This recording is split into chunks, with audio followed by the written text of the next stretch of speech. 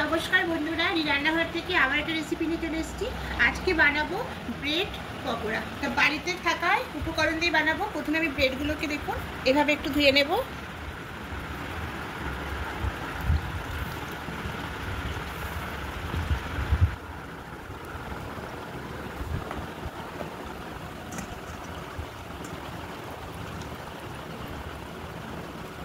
এইভাবে সব ব্রেডগুলোকে ধুয়ে নেব। আমি এখানে 6টা ব্রেড নিয়েছি।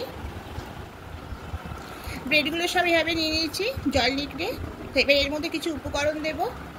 তা প্রথমে পেঁয়াজ কুচি, লঙ্কা কুচিটা দিয়ে দেবো।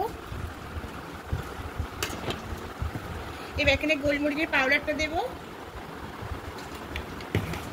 পরিমাণ মতো লবণ দেব,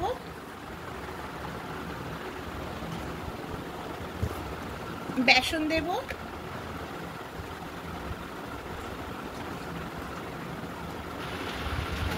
4 চামচ বেসন দিলাম। এবার সুজি দেব,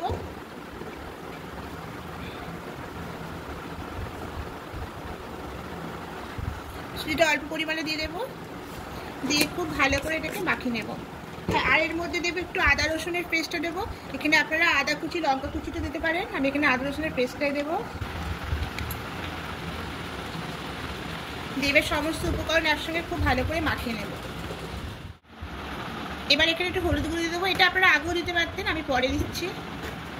সামান্য একটু হলুদ গুঁড়ো, আর এখানে কাশ্মীরি লঙ্কা গুঁড়ো দেবো। যেহেতু কাঁচা লঙ্কা দেওয়া আছে তাই কাশ্মীরি লঙ্কা গুঁড়ো দেবো একটু কালারটা করার জন্য। এবার সমস্ত উপকরণ খুব ভালো করে মাখিয়ে নেব। এখানে কোনো জল দেবো না, এটা দিয়ে মাখিয়ে নেব। দেখুন মাখাটা পুরো কমপ্লিট হয়ে গেছে। এবার হাতে একটু তেল লাগিয়ে দেবো। তেল বা ঘি লাগাতে পারে, আমি সাদা তেল লাগাচ্ছি। এভাবে লাগিয়ে নেব, নিয়ে একটা শেপ করে নেব।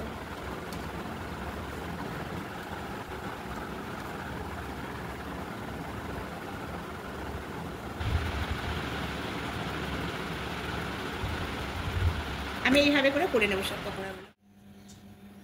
দেখুন এইভাবে সব শেপগুলো করে নিয়েছি। এবার এখানে একটা বাটি নেব, বাটির মধ্যে একটু ময়দা নেব, 2 চামচ মতো ময়দা নেব, আর একটু বেকিং পাউডার নেব। খুব ভালো করে মিশিয়ে নেব। এবার অল্প অল্প জল দিয়ে একটা পাতলা মতো বেটার তৈরি করে নেব।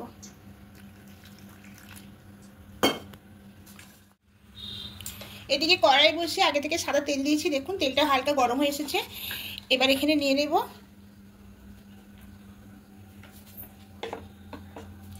এইভাবে কোট করে নেব একবার, নিয়ে তেলের মধ্যে দিয়ে দেব।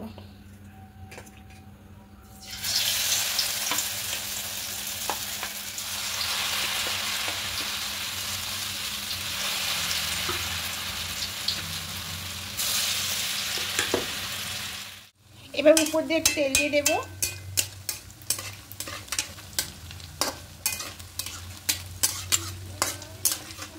এবার উল্টে দেবো পাঁচটা।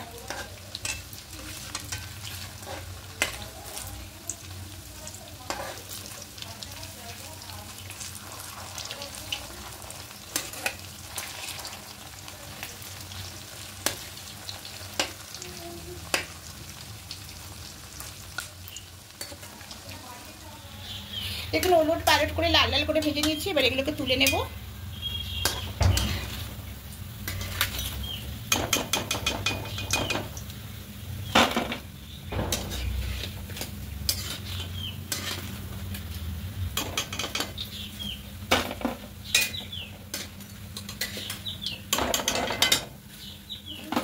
বাকিগুলো এইভাবে করে ভেজে নেব।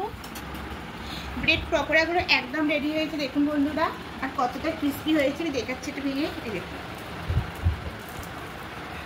কতটা সুন্দর হয়েছে। আর এর সঙ্গে সসের সঙ্গে পরিবেশন করলাম। যদি ভালো লাগে থাকে বন্ধুরা অবশ্যই কমেন্ট করে জানাবেন, আর একটা লাইক দিয়ে দেবেন। আর যারা নতুন বন্ধুরা দেখছেন অবশ্যই সাবস্ক্রাইব করে পাশে থাকবেন। আমি আরও নতুন নতুন রেসিপি আপনার সামনে নিয়ে আসবো।